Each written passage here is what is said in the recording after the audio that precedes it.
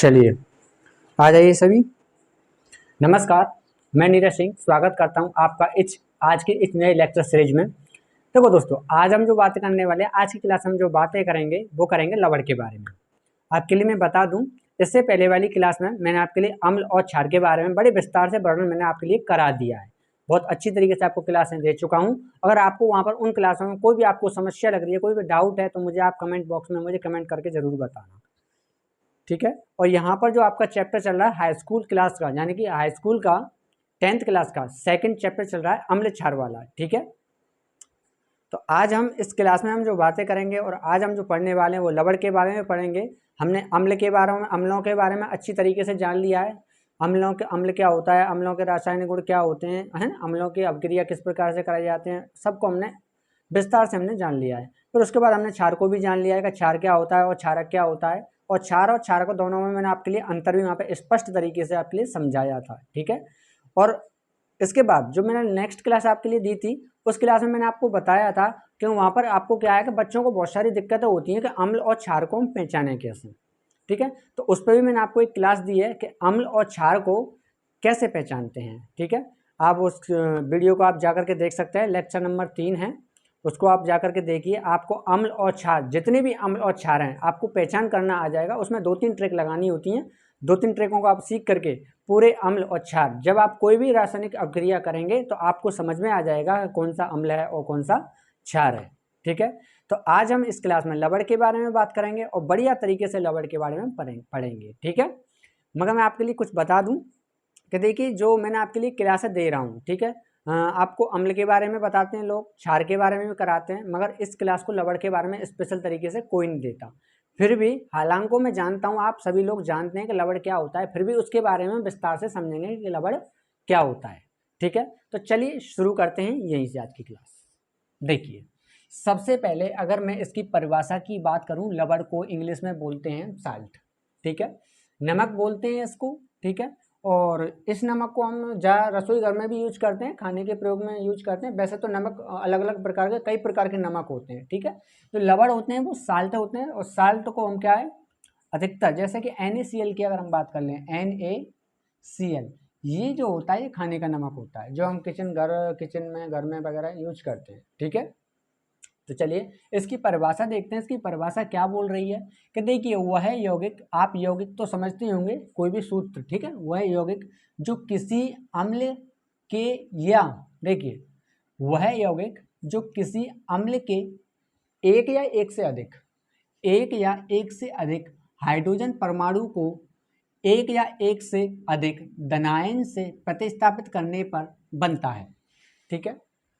अगर आपको परिभाषा समझ में आ गई हो तो ठीक है, अगर नहीं भी आई हो तो आपको एग्जाम्पल से अच्छी तरीके से क्लियर हो जाएगा कि इस परिभाषा में क्या बोला गया है। तो ठीक है, मैं समझाता हूँ। एक एग्जाम्पल के तौर पर मैंने यहाँ पर ये ले लिया है, ये है, देखिए, किसी भी यौगिक के अंदर, जैसे मैंने NaCl यहाँ पर ले रखा है, NaCl कोई भी यौगिक के अंदर, अगर मैं धातुओं की बात करूँ तो हमेशा धातु क्या होती है, पॉजिटिव होती है, ठीक है, और अधातु क्या होती है, नेगेटिव। आप ऐसे बोल सकते हैं, जब कोई यौगिक में पहला जो तत्व होगा वो धनायन होगा, ठीक है, और जो बाद का जो तत्व होगा वो कैसा होगा, ऋणायन होगा। तो यहाँ पर इस परिभाषा के अंदर ये बोला गया है, अम्ल हो या क्षार हो, आप ऐसे ध्यान रखिए, अम्ल हो या क्षार हो, कोई भी आपके पास यौगिक आ रहा है, कोई भी आपके पास यौगिक है, और उससे कोई भी धातु आकर के उसमें से एक तत्व को विस्थापित कर देती है, धनायन वाले तत्व को विस्थापित कर देती है, और उसकी जगह पर खुद आकर जुड़ जाती है, तो समझ जाना वहां पर क्या हो रहा है, प्रतिस्थापन वाली अभिक्रिया हो रही है। मैंने आपके लिए बताया कि प्रतिस्थापित करने से बनता है, ठीक है। अब देखो कैसे बनेगा, आपको समझ में आ जाएगा। मैं निर्माण कराऊंगा, इसके कुछ रासायनिक गुण भी आपके लिए बताऊंगा, नामांकन बताऊंगा, तो मैं आपको वहीं पर क्लियर करा दूंगा कि किस तरीके से प्रतिस्थापित हो रहे हैं, ठीक है। इसे देखिए, निर्माण विधि में मैंने आपके लिए क्या ले रखा है, एक रिएक्शन कराऊंगा, एक अभिक्रिया कराऊंगा। देखिए अब निर्माण कैसे करते हैं इसका, देखिए, जैसे मान लीजिए मैंने एक धातु ले ली, ये हमारी धातु है जिसको हम मैग्नीशियम बोलते हैं, ठीक है, और मैंने एक अम्ल ले लिया, चाहे आप अम्ल ले लीजिए चाहे आप क्षार ले लीजिए, ठीक है, इससे कोई फर्क नहीं पड़ता।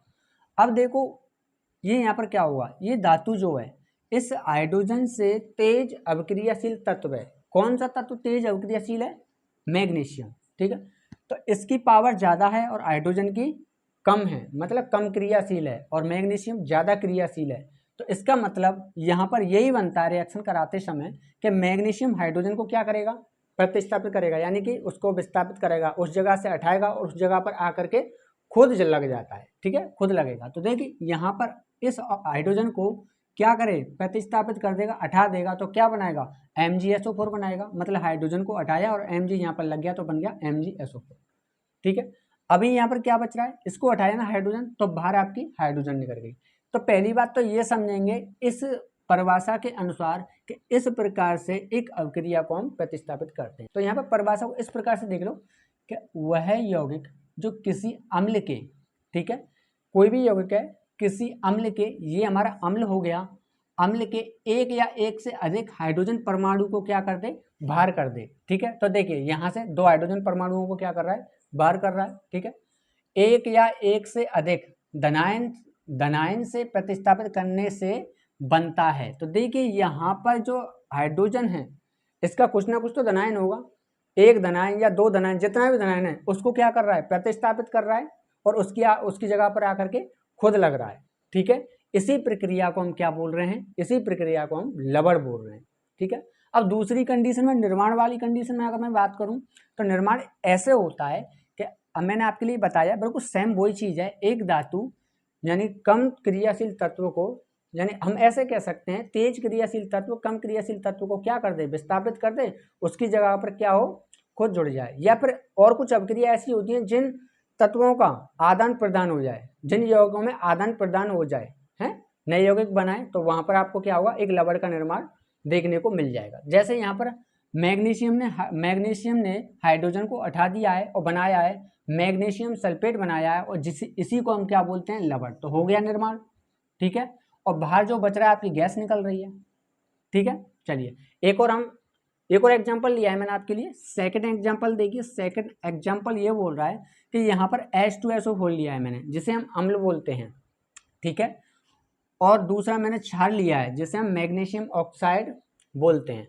अब आप ऐसे कंफ्यूज मत होना कि ये मतलब क्षार कैसे है, ये अम्ल कैसे है। तो आप एक काम कीजिए, मेरे प्लेलिस्ट में जाइए, मैंने क्षार और अम्ल पहचानने के लिए एक स्पेशल वीडियो बनाया है, आप उसे देखिए जा करके, आपको पहचानना आ जाएगा कि क्षार कौन सा है और अम्ल कौन सा है। ठीक है, आप पहचानने में कभी पीछे नहीं हटोगे, आसानी से देखते ही आप पहचान दोगे यौगिक को कि क्षार कौन सा होता है और यौगिक कौन सा होता है। ठीक है, तो देखिए यहाँ पर ये अम्ल है और ये क्षार है, इन दोनों की अभिक्रिया में कराऊंगा। ठीक है, तो देखिए हमें फिर से दोबारा से यहाँ पर क्या होगा, लवण का निर्माण होगा। ठीक है, अब मैं आपके लिए बता दूं कि यहाँ पर देखो क्या होगा, ये भी एक यौगिक है और ये भी एक यौगिक है। ठीक है, और ऊपर वाली अभिक्रिया में क्या था, सिर्फ एक धातु थी, धातु ने क्या किया, एक यौगिक से हाइड्रोजन को हटा दिया।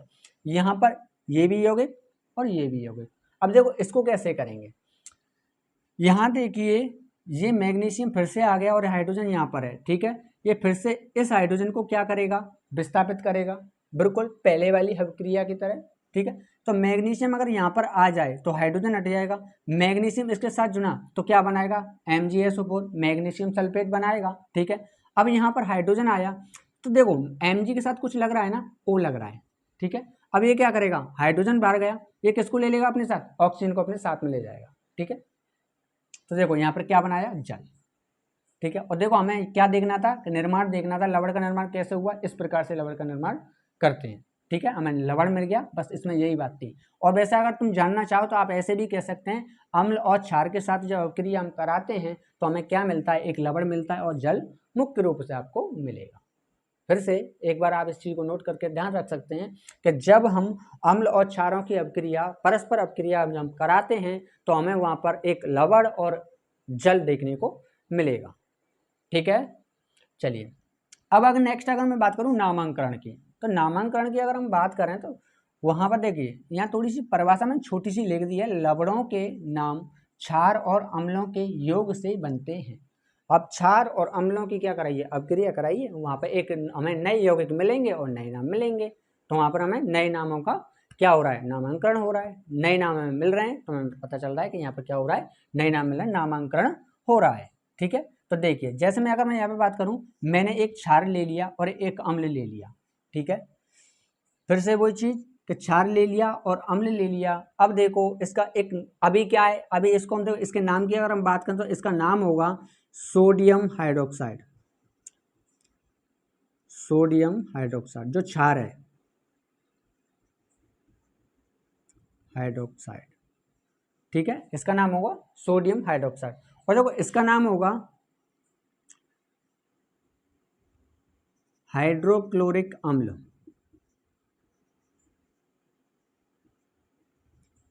हाइड्रोक्लोरिक अम्ल इसको बोलते हैं। अब देखो इनके दोनों के नाम अलग अलग हैं।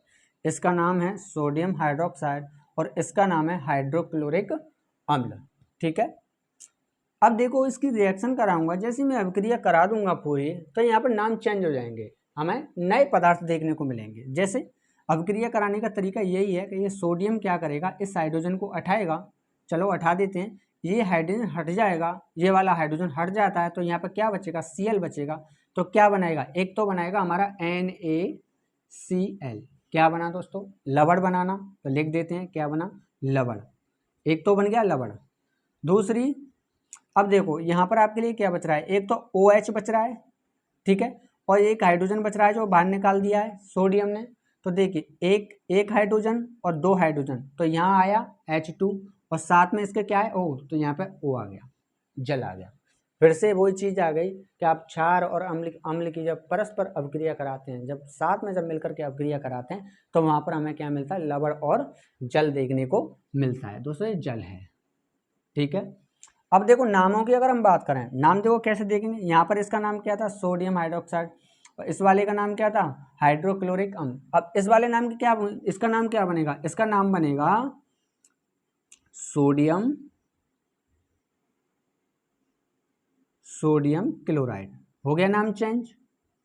देखिए अब क्या बन के आया, सोडियम क्लोराइड, और इसको बोलेंगे हाइड्रोक्साइड, हाइड्रोक्साइड,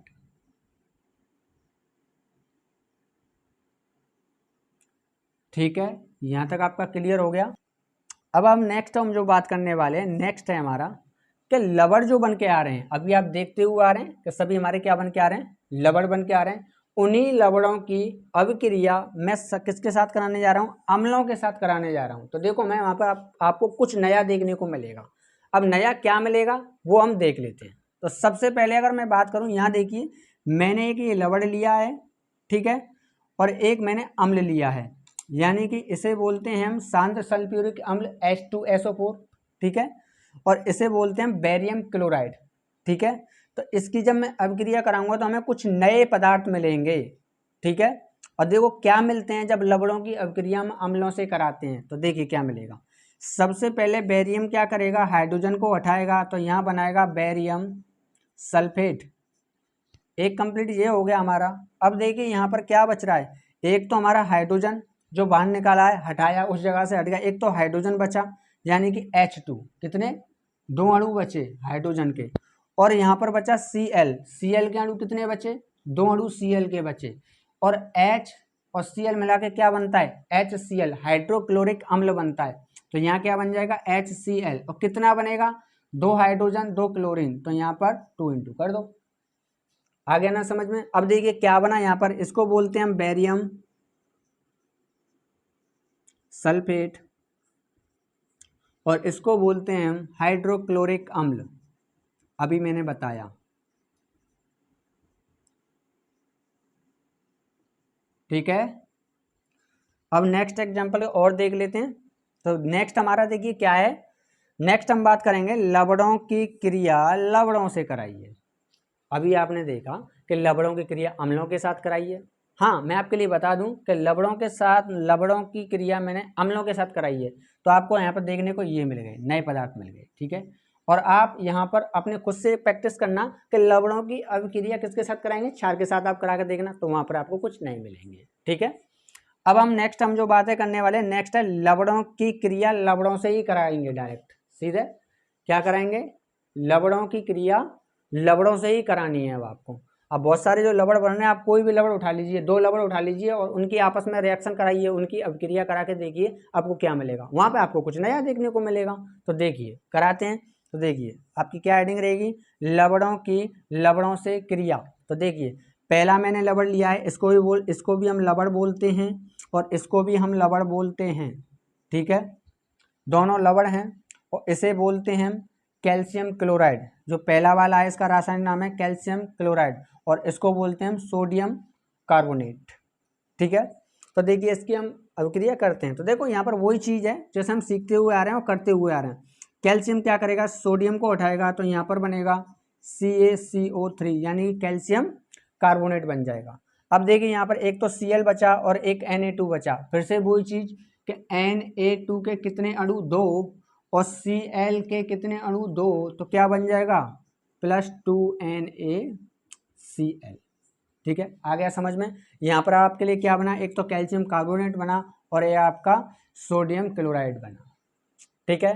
तो आज के लिए इतना ही। अब हम नेक्स्ट क्लास में हम जो बातें करने वाले हैं, आगे हम नेक्स्ट क्लास में हम जो बातें करने वाले हैं एक बढ़िया सा टॉपिक लेके आएंगे जिसमें आप सभी खुश हो जाएंगे। चलिए आज की क्लास हम यहीं पर ख़त्म करते हैं।